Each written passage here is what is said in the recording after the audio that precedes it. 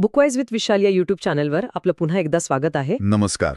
आज आपण एका खूप महत्वाच्या म्हणजे मराठी साहित्यात खळबळ माजवणाऱ्या कादंबरीवर बोलणार आहोत. हो, आणि ती म्हणजे भालचंद्र नेमाडे यांची कोसला. अगदी, कोसला. 1963 साली आली ही कादंबरी आणि खरं तर तेव्हापासून आजपर्यंत तिच्याबद्दल चर्चा सुरूच आहे. हो, कारण तिने जे मांडलं, जसं मांडलं ते खूप नवीन होतं त्या काळासाठी. एक प्रकारचा धक्काच होता तो. बरोबर. ती जी शैली आहे एकदम थेट, आत्मपरीक्षण करणारी, कुठेही न लपवता केलेली मांडणी. आणि मुख्य म्हणजे प्रस्थापित संकेतांना आव्हान देणारी. तर आज आपण कोसलावर एक सविस्तर चर्चा करणार आहोत. नुसती गोष्ट नाही सांगायची आपल्याला. नाही. तर त्यातले विचार काय आहेत, तो पांडुरंग सांगवीकर नावाचा नायक कसा आहे, त्याचा प्रवास कसा आहे, आणि या सगळ्याचं आजच्या काळात काय महत्त्व आहे हे समजून घेण्याचा प्रयत्न करूया. यासाठी आपण अर्थातच मूळ कादंबरी आणि काही अभ्यासकांच्या विश्लेषणांचा आधार घेतला आहे. बरोबर. कारण कोसला ही फक्त पांडुरंगची गोष्ट नाहीये. नाही. ती त्यावेळच्या म्हणजे स्वातंत्र्यानंतरच्या तरुण पिढीची गोष्ट आहे. तो जो एक गोंधळ होता समाजात, एक दिशाहीनता होती, त्याला नेमाड्यांनी पांडुरंगमधून आवाज दिला. आणि तो नायक पण कसा, पारंपरिक हिरो नाही येतो अजिबात. आदर्श वगैरे तर दूरच राहिला. अगदी. तो तर व्यवस्थेवर प्रश्न विचारतोय, समाजावर, अगदी स्वतःच्या अस्तित्वावर सुद्धा. आणि खूप अलिप्त, डिटॅच्ड म्हणतात ना तसा. हो. आणि हे शीर्षक कोसला, याचा अर्थ कोश किंवा आवरण असा काहीतरी होतो ना. हो, कोश. हे शीर्षकच इतकं बोलकं आहे. कशाचं प्रतीक आहे हे नक्की? म्हणजे एक आवरण तर आहे, पण कशाभोवती? हे आवरण आहे पांडुरंग सांगवीकरच्या भोवती. पण ते फक्त बाहेरून नाहीये. अच्छा. ते त्याच्या आत पण आहे. म्हणजे कुटुंब, समाज, शिक्षण व्यवस्था, लोकांच्या अपेक्षा आणि त्याचे स्वतःचे विचार, त्याच्या भावना, या सगळ्यांनी मिळून एक अदृश्य कोश तयार झालाय त्याच्या भोवती. म्हणजे तो त्यात अडकलाय. हो. अडकलेपणाची, गुदमरल्यासारखी जी भावना आहे तीच या कादंबरीचा गाभा आहे असं मला वाटतं. त्यातूनच तिला एक भावनिक आणि तात्विक खोली मिळते. खरंच खूप इंटरेस्टिंग आहे.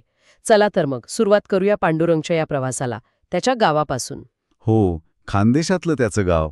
तर पांडुरंग सांगवीकर, खानदेशातला एका मध्यमवर्गीय कुटुंबातला मुलगा. वडील थोडे कडक शिस्तीचे असं म्हटलंय. हो, पारंपरिक विचारांचे. आणि शिक्षणासाठी तो पुण्याला येतो. गावाकडचं आयुष्य कसं दाखवले नेमाडेंनी? साधं सरळ. साधा आहे, पण तिथेही रूढी परंपरांचा दबाव आहे. नेमाडे ते चित्र खूप खरं रेखाटतात. तिथली माणसं, त्यांची बोलीभाषा. हो, बोलीभाषेचा वापर खूप छान केलाय. हो ना. तो एक जिव्हाळा आहे, पण त्याचबरोबर एक प्रकारची घुसमटपणा आहे. म्हणजे सगळं ठरलेलं आहे, त्याच्या बाहेर जाता येत नाही. आणि मग शिक्षण म्हणजे यातून सुटका असं काहीतरी वाटत असेल त्याला सुरुवातीला. कदाचित. पण पुण्याला येणं हे त्याच्यासाठी एका वेगळ्याच प्रकारच्या बंदिवासाची सुरुवात ठरते. म्हणजे गावाकडच्या कोशातून सुटून शहराच्या कोशात. अगदी.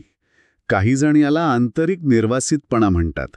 म्हणजे तो इथेच आहे, पण कुठंतरी परका आहे, बाहेरचा आहे असं त्याला वाटायला लागतं. आणि मग पुण्यातलं जीवन, कॉलेज, हॉस्टेल, कसा अनुभवतो तो हे सगळं? अनुभवतो म्हणजे तो जास्त करून निरीक्षण करतो. अच्छा, बाजूला राहून. हो. हॉस्टेलमध्ये वेगवेगळ्या प्रकारची मुलं आहेत, शहरी वातावरण आहे, कॉलेजमधले संबंध आहेत, पण हे सगळं त्याला कसं कृत्रिम वाटतं, वरवरचं. म्हणजे तो त्यात सामील होत नाही. नाही. तो स्वतःला वेगळा समजतो. त्याला वाटतं हे जग वेगळं आहे आणि मी वेगळा आहे. हा जो परकेपणा आहे म्हणजे फक्त एकटा असणं नाही, तर आजूबाजूच्या जगाशी कनेक्ट न होता येण्याची भावना ती वाढत जाते त्याच्यात. आणि अभ्यासात तर त्याचं लक्ष अजिबात लागत नाही. अजिबात नाही. त्याला ही शिक्षण व्यवस्थाच म्हणजे निरर्थक वाटते का? हो, अगदी.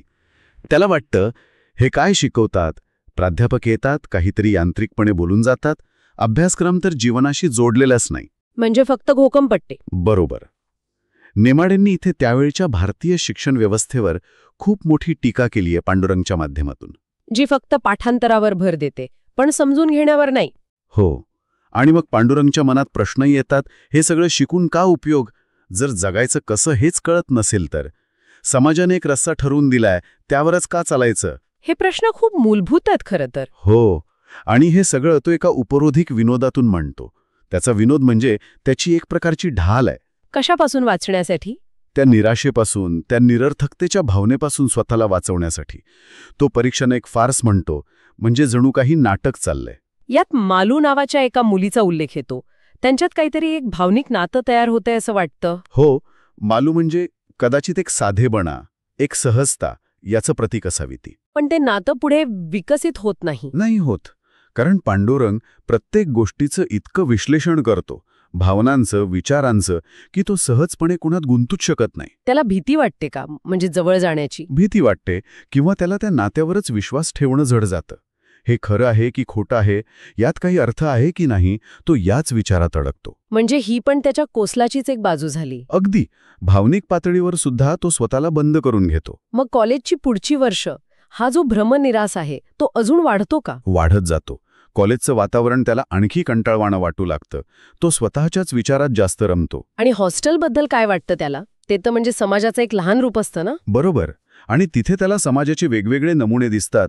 त्याचे मित्र, कसे आहेत त्याचे मित्र? कोणी खूप महत्वाकांक्षी आहे, फक्त मार्कांसाठी आणि नोकरीसाठी जगतोय. कुणी अगदीच बेफिकीर आहे. कुणी राजकीय विचार बोलतोय मोठे मोठे, पण करायचं काहीच नाही. म्हणजे फक्त बोलणारे. हो. पांडुरंग या सगळ्यांना पाहतो, अगदी तटस्थपणे. आणि त्याला वाटतं की हे सगळे पण आपापल्या छोट्या छोट्या कोशांमध्ये अडकले आहेत.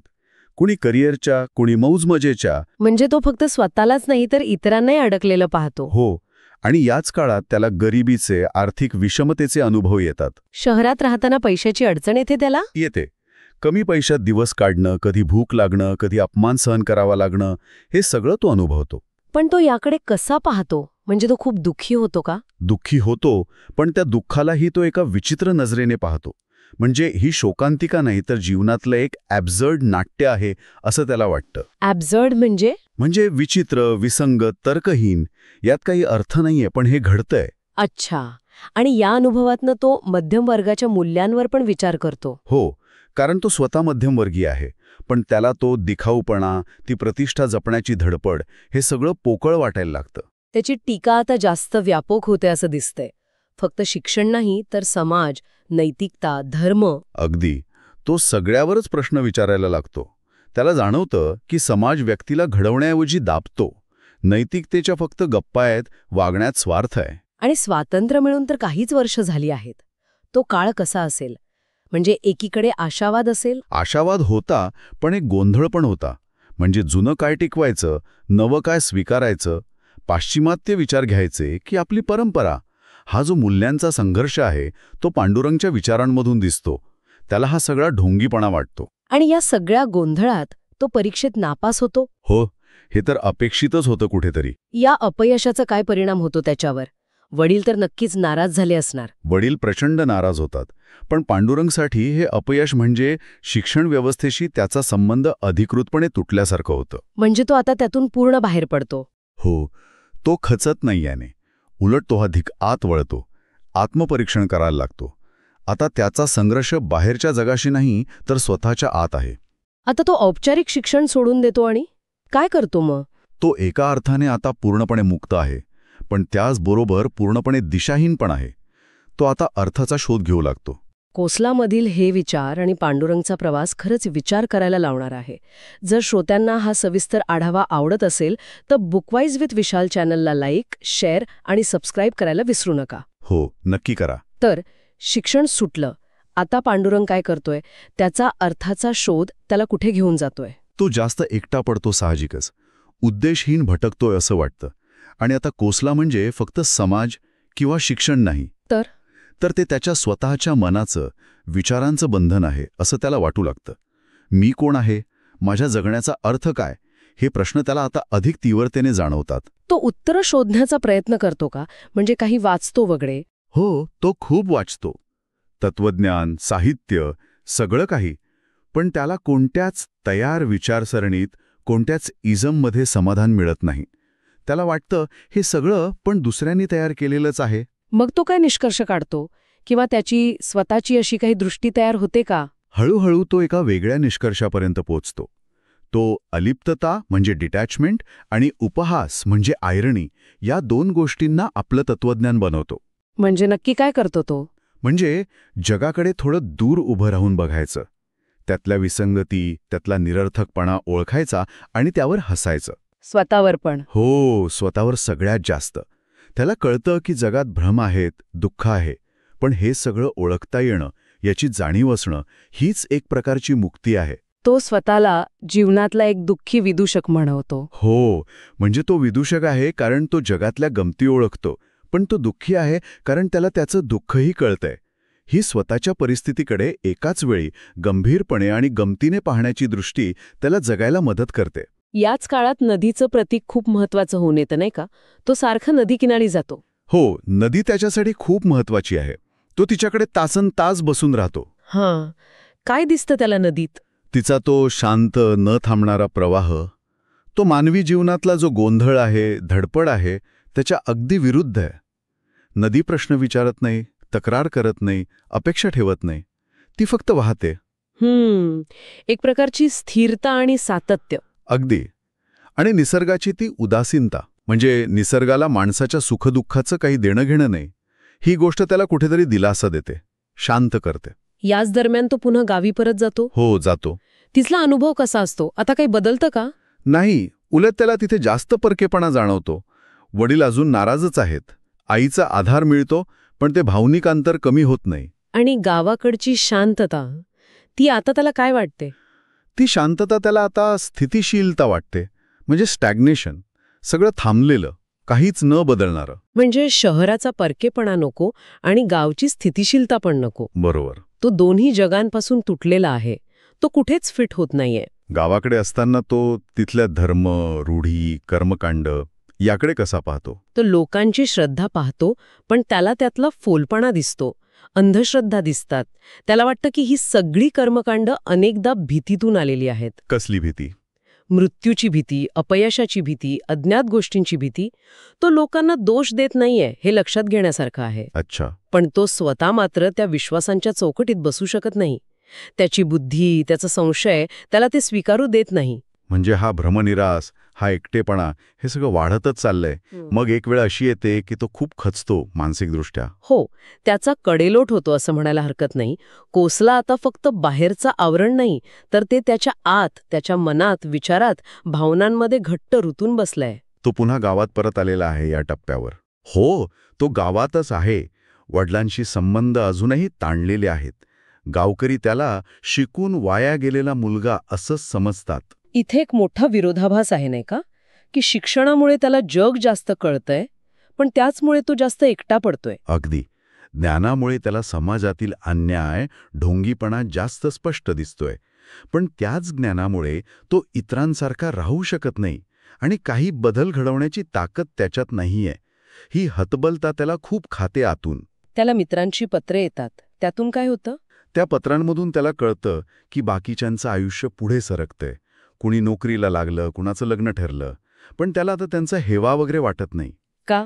कारण तो आता आणखी अलिप्त झालाय. त्याला वाटतं की ते लोक पण एका ठरलेल्या मार्गाने चालले आहेत, एका वेगळ्या प्रकारच्या कोशातच आहेत. त्यामुळे त्याला त्यांच्या यशाचं फारसं कौतुक वाटत नाही. तो नोकरी शोधण्याचा प्रयत्न करतो असं म्हटलंय. हो, पण तो वडिलांच्या दबावामुळे करतो, मनापासून नाही. आणि काय होतं त्याचं? त्याला नकार मिळतात, अपमान सहन करावा लागतो. नोकरशाहीतला तो निरर्थकपणा, ती यंत्रणा त्याला पुन्हा एकदा जाणवते. म्हणजे आधुनिक जगातल्या व्यवस्थेवरची त्याची टीका अजून पक्की होते. हो, त्याला खात्री पडते की या जगात, या व्यवस्थेत त्याच्यासारख्या प्रश्न विचारणाऱ्या माणसाला स्थान नाहीये.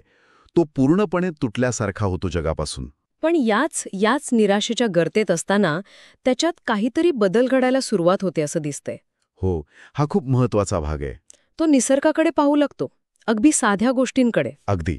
शेतात उगवलेलं पीक, झाडं, पक्षी, ढग या अगदी सामान्य रोजच्या गोष्टीत त्याला अचानक सौंदर्य दिसायला लागतं. आणि अर्थ पण. हो, त्याला जाणवतं की हे जे तथाकथित यश आहे, प्रगती आहे, हे सगळं माणसाने निर्माण केलेलं आहे.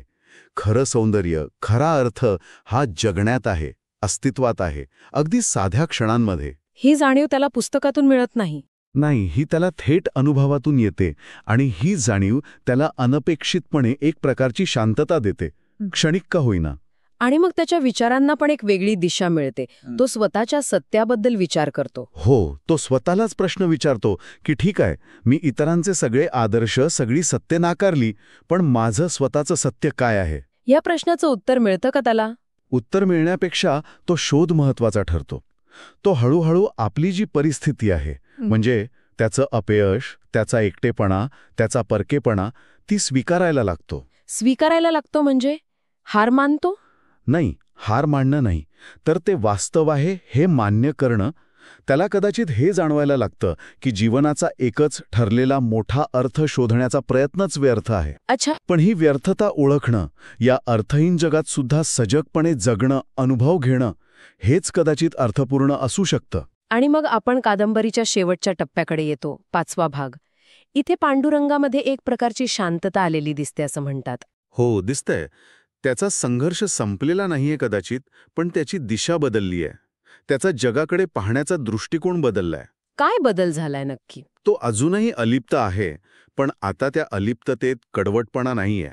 त्यात एक प्रकारची करुणा आहे, सहानुभूती आहे. कोणाबद्दल? सगळ्यांबद्दलच. त्याला जाणवतं की प्रत्येक माणूस, त्याचे वडील, त्याचे मित्र, गावकरी, सगळेच कुठल्या ना कुठल्या तरी कोशात अडकलेले आहेत. स्वतःच्या मर्यादा, स्वतःच्या भीती, स्वतःच्या समजुतीत ते जगत आहेत. हे त्याला त्याच्या वडिलांकडे बघताना जास्त जाणवतं का? हो, वडील आता थकलेले आहेत, थोडे कमजोर झाले आहेत. पांडुरंगाला त्यांच्याबद्दल राग नाही येत आता. त्याला त्यांच्याबद्दल सहानुभूती वाटते. त्याला कळतं की त्यांचा राग, त्यांची शिस्त, ही सुद्धा त्यांच्या भीतीतून, त्यांच्या मर्यादेतून आली होती. म्हणजे तो इतरांना जास्त समजून घ्यायला लागतो. हो, कारण त्याला आता स्वतःच्या मर्यादांची ही जाणीव झाली आहे. आणि मग कोसला या शीर्षकाचा अर्थ पण त्याच्यासाठी बदलतो का? जे आधी त्याला तुरुंग वाटत होतं. हो, तो अर्थ बदलतो. ते आता त्याला फक्त बंधन वाटत नाही. मग काय वाटतं? ते त्याला त्याच्या मर्यादांचं आणि त्याच्या आत्मभानाचं प्रतीक वाटू लागतं. जशी नदी तिच्या काठांमध्येच राहून वाहते आणि म्हणूनच तिला अर्थ असतो, तसंच मानवी जीवन पण या मर्यादांमध्येच घडतं.